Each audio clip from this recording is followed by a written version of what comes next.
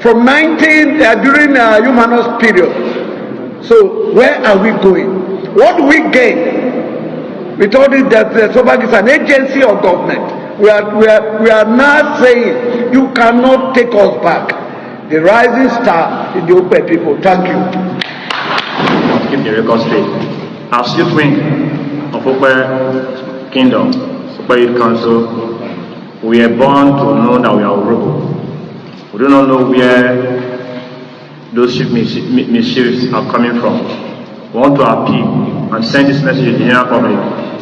Whoever that is propagating that news that Ope is not Urhobo should desist from it. I want to state categorically that Ope is Urhobo. For those who are propagating the rumor that Ope is not Urhobo, they are dissidents. They are free dissidents, and I want to reaffirm and state clearly that Ope, historically, linguistically, culturally, politically, is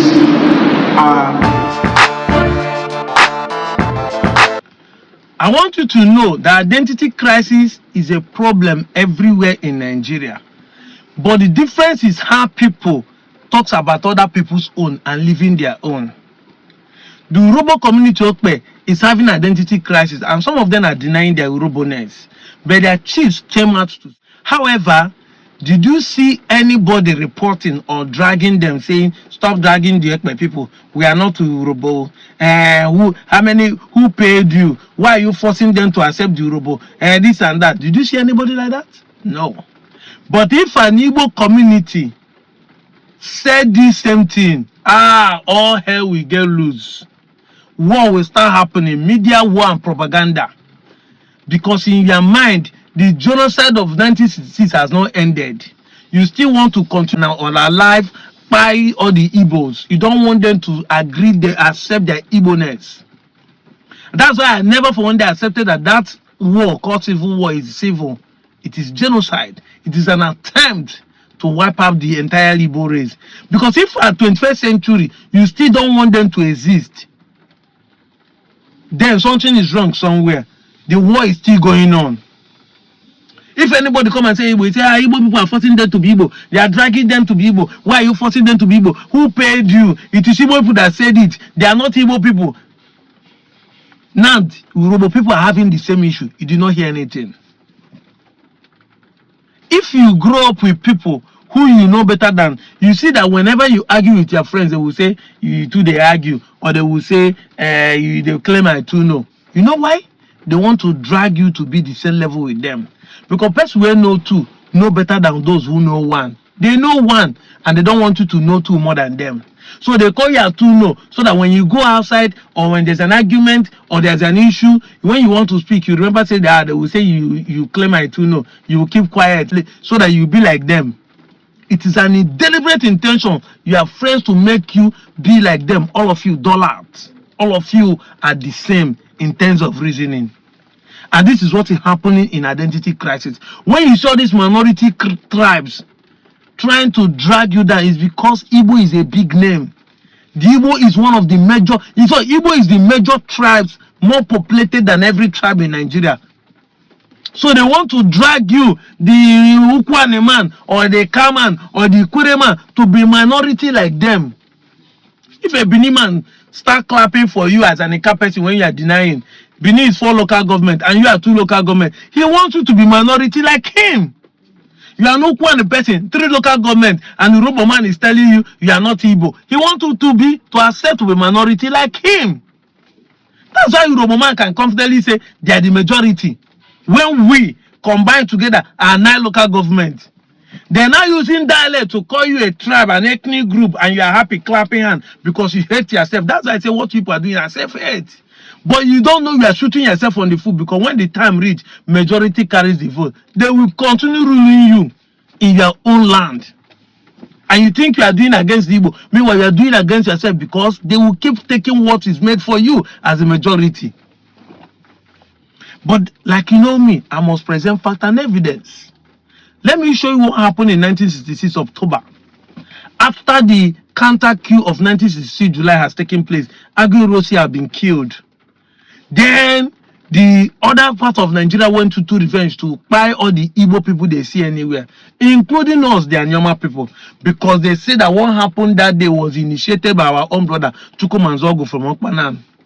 And then our Midwest governor sent trucks to pick our brothers from anywhere they are found. But look at what happened. Let me read out. The Midwest government has categorically denied an allegation by the Eastern Nigerian Broadcasting Service published by the Nigerian Outlook over the weekend that trucks sent by the Midwestern government to collect Midwesterners returning from Ogbomosho conveyed only Benins and Ishan and left the Ika Ibo people. If this is true, why did they leave the Ika Ibo people? Because they treat you like an Igbo person. And some of you will come and say, the Igbo here is not the Igbo of the DC. No, the Igbo here is what they had. They were spelling us before now. Yes, this had they spelling the Igbos before now. I will show you different evidences. One evidence is this. Look at it. The Ishan today is spelled as E-E-S. But Ishan of them is spelled as I-S-H-A-N-A. Ishan. So that is why then they are spelling Igbo as I-B-O. In fact, before then they spell Igbo as E-B-O. Igbo. There's a place where you read, you see them spelling Igbo as H-E-B-O-O. Igbo. So know this. Let me continue. The Midwest said there is no truth whatsoever in this allegation, which is capable of creating confusion and unrest in the calm and peaceful region. The government pointed out that the truth is that the truck sent to Ogbomosho evacuated all fleeing Midwesterners to Benin. From there, they are transported to their respective homes, irrespective of their places of origin. Now, you might think the Easterners, which are majority Igbos, are trying to defend their Ika Ibo brothers. Now, let me shock you. The day before that day, 15th October, this is the published Ika Ibo asks referendum on Eastern Association. When this spying of Igbos are going on in the entire Nigeria, everywhere, because they try to revenge what happened in 1966 January coup. Look at what is published on 15th October 1966. The Ika Ibo Association in Eastern Nigeria has appealed to the military governor of Midwestern Nigeria, Lieutenant Colonel David Ejo, to order a referendum on the question of grouping the Ika Ibos of the Midwest with their kith and kin in Eastern Nigeria. Hey, it shock you? Now let me continue. In a statement in Enugu today, the association claimed that if a referendum were conducted, Colonel Ejo would be absolutely convinced that the agitation has the support of the vast majority of the people of Agbo and Asaba division. He supported the statement of the military governor that a government of the boundary in the country should be based on tribal and linguistic affinity and majority decision.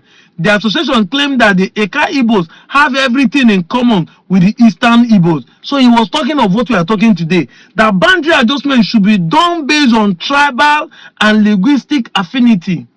And this is why Ibanke are shouting to join, because the tribal issue should be that they are done with the Ika brothers today. Remember, the Ika Ibos of then is both Okwani, Enuani, and Ika today. Because then all Anyoma is called Ika constituency, including the Ibanke in the old Eastern region that later converted to Bendel. So understand this. So when they are talking about the Ika Ibos here, they are talking about the Igbo in Bendel or Midwestern Igbos that are living in the Eastern region, Enugu precisely.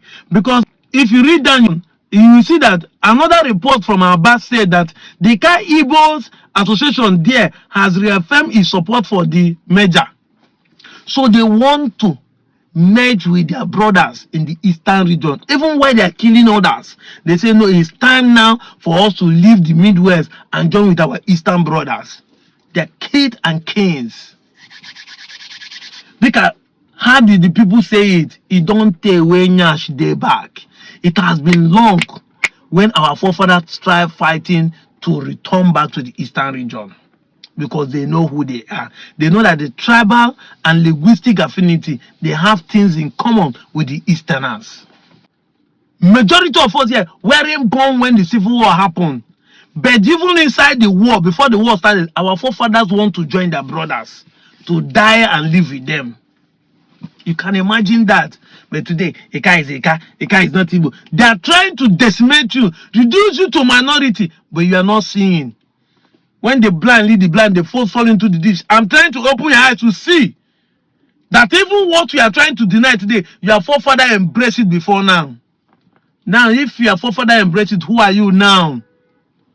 If they call you a fulefu, a lost child, you think they are insulting you, but your character shows that you are already lost.